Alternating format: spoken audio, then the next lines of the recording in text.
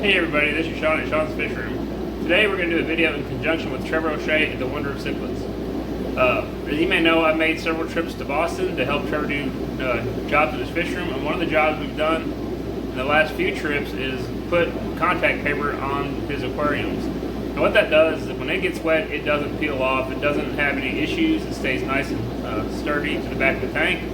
So it's something you don't have to worry about water getting behind it and lifting it. We've used interior latex paint in the past. It looks good for 1 to 2 years. Water will get underneath the trim and start leaking. Next thing you know, it starts sagging in the back and always looks kind of bad. So me and Trevor tried to think about what we could do or what we could use to make it look better. And we came up with self-adhesive contact paper. He'll have a link for where he gets it on Amazon down below. And so what we'll do is I'm going to show you what we do to put the contact paper on. Things you're going to need will be a spray bottle, like Johnson's baby shampoo, a couple razor blades, and then just some paper towels and a pair of scissors to cut the contact paper. And what we'll do is we'll show you how I go through and apply it. It's really simple. It's not that hard. It just takes time, a little bit of practice. It's an old window tinner's trick. You put a few drops of baby shampoo into your water in your spray bottle, you shake it up real good, and then use a few mist sprays, cover the paper so you can set on the glass and apply it to the glass and squeeze it out. And I use like my driver's license. So it's stuff that you can do fairly cheap. Spray bottles, a couple bucks. The baby soap, you can buy a travel size for less than $1. So that will work out great. Let me show you how we do this. So here you can see I got just a cheap bottle of baby shampoo. It's about $2. The spray bottle itself is about $1.50. At the dollar store or Walmart, stuff like that, your local hardware place will have both of these things. And what we'll do is we'll take and put a few drops of baby soap into our thing here. That's plenty. You just need enough to help get the contact paper so it's not sticking to it while you're squirting it. And we'll fill this up. And we'll shake it real good. Alright, should be ready. Now the good thing about this is we could also use this soap and water solution to help clean the tank before we put the contact paper on. Okay, one of the things I like to do whenever I do this is I like to lay the tank flat on its back. And the reason I do that, it just makes it a whole lot easier to work with the vinyl and get my measurements and stuff. I don't really use a tape measure and all that stuff. It takes a bit longer. So what we'll do is we'll just take and lay this on its back.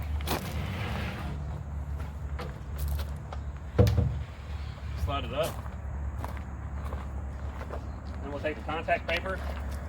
If you look on the back, you can see it has lines and grids, so that makes it really easy to cut it. Now the stuff that Trevor gets is typically 18 inches. This stuff is 24, but I like the color better.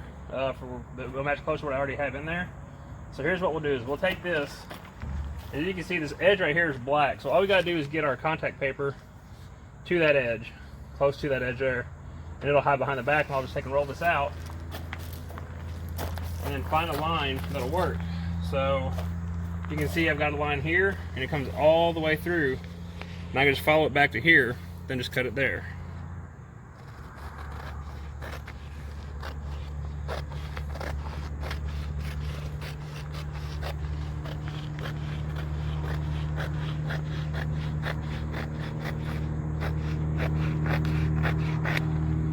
Alright, same thing. Once I get that set, I'll get it close to the top where I want it. You gotta leave yourself just a little bit of room to get it on there. The same thing, I'll find a line that works, the closest line. I got a line right here, and I'll say just above that, all the way down through there, so it'll fit.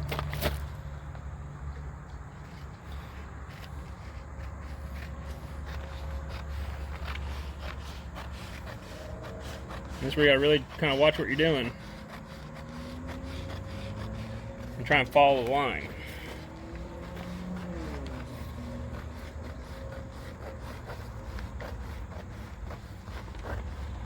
So the stuff that Trevor gets is typically 18 inches and fits from the trim to trim really, really close. I can just trim it as I go. This way is a little bit different because it's a different contact paper. It's actually 24 inches wide. All right, now that's cut. So now what you do is make sure that your piece is going to fit. I've got room side to side, and I've got room top to bottom. So all we have to do now is peel the back of the contact paper back just a little bit. Get a hold of the edge here. This is usually the hardest part. Come on.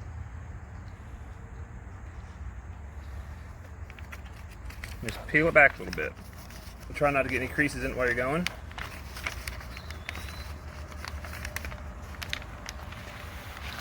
Alright, so then as you're going, you'll take your soap, okay, and just spray it on the back. And you can put quite a bit on there. It all comes out, it doesn't hurt anything. So we'll do that. Pull it back.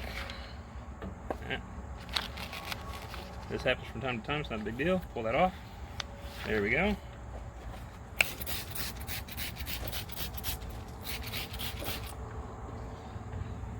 I'll give Trevor credit for this one. He's the one that figured all this out.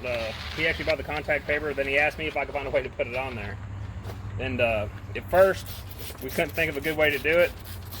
His mother-in-law was actually supposed to help him do it, and we found out that that wasn't going to work. So I remembered this trick. All right, so now we got the paper wet. We'll do the same thing. Go ahead and get the tank wet.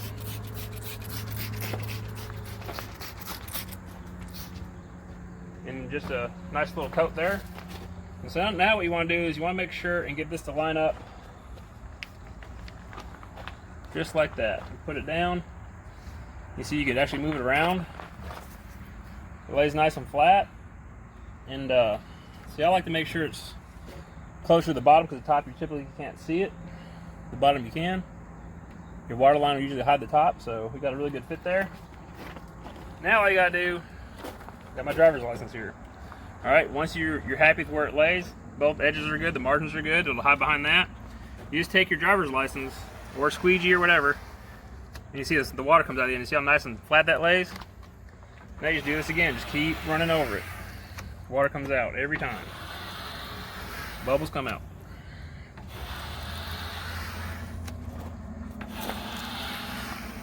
See water coming out of there? Good to go.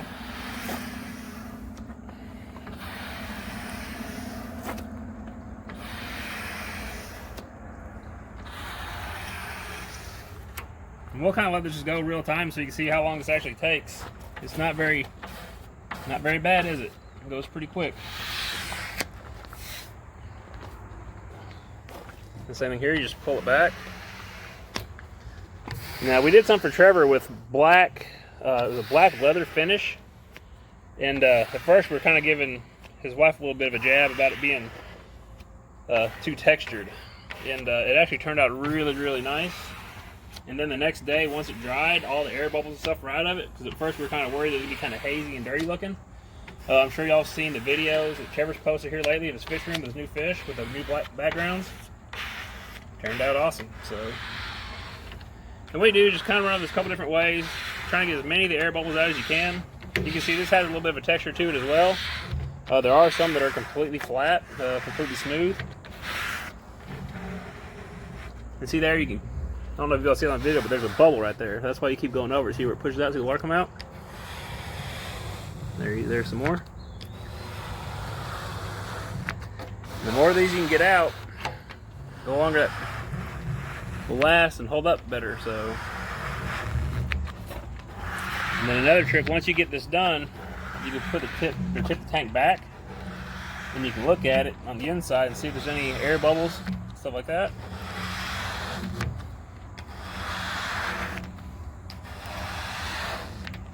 All right, and there you go. That's the back done. We'll get some paper towels so we can wipe it off so we can get a good look at it, see if we see any air bubbles or anything. The last time I was at Trevor's, I think I had to do 14 tanks, I think it was. Yep, and as you can see, once you wipe it off, if you look around, see right there is a little air bubble. So we want to work it out. So there, see it pop up, go out. The water come out there, there you go. All right, now we'll tip this back up. Down the side. Slide it forward.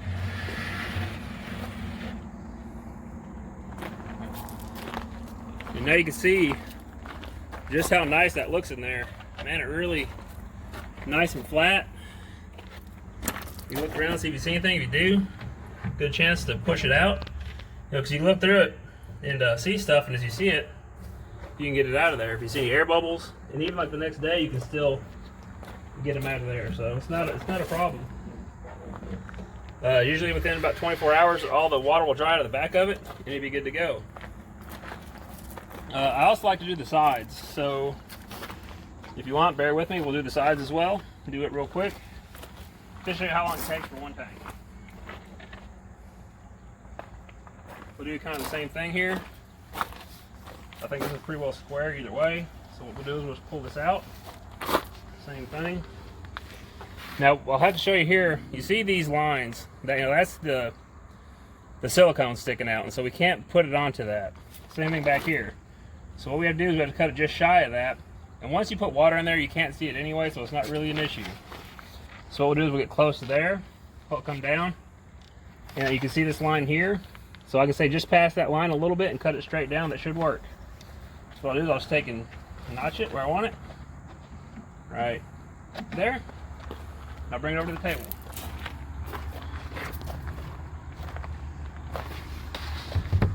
Again, now you can see that line basically goes all the way across there. You just got to use your imagination a little bit on parts of it, and just try and stay in the same place all the way across there. Try and cut it straight as you can.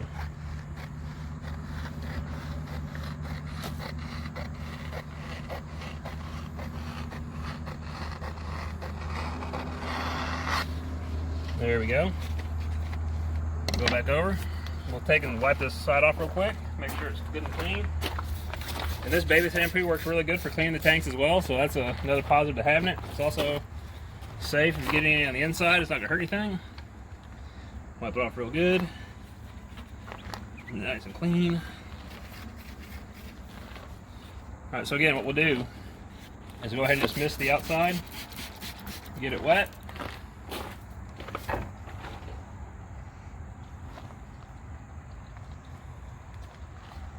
They can pull the paper off this one.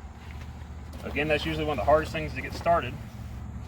And up in Boston, it was windy when we were doing it, so that made it fun too. And make sure and get it wet before it falls over on itself, because then you may not ever get it back apart.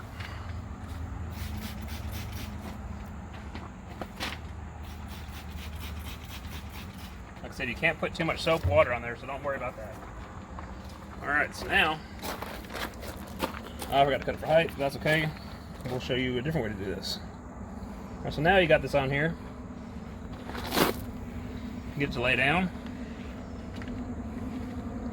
And pull it up to the top where you want it. Get it set. Stay there. Oh, where did I put my license? Off camera, my brother had it. Stole it. He tends to do that sometimes. Trying to make me look like a fool. Alright, so what we'll do is we'll go ahead now and just run over the sides. See the water coming out of it? Oh, can't do that. Push it down.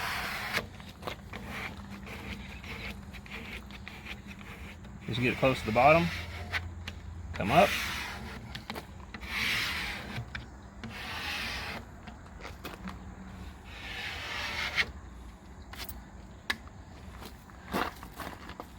And now I got my handy dandy utility knife, and what we'll do is you just use your knife to go across the bottom trim. Start it in there. Just go with the trim all the way across it. Pulls off.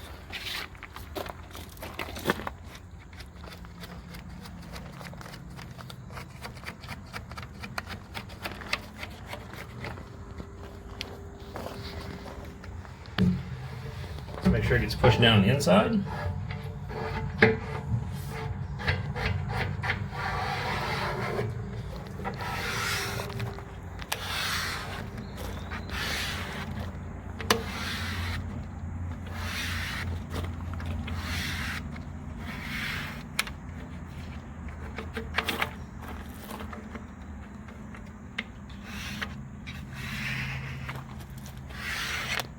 Alright, there we go.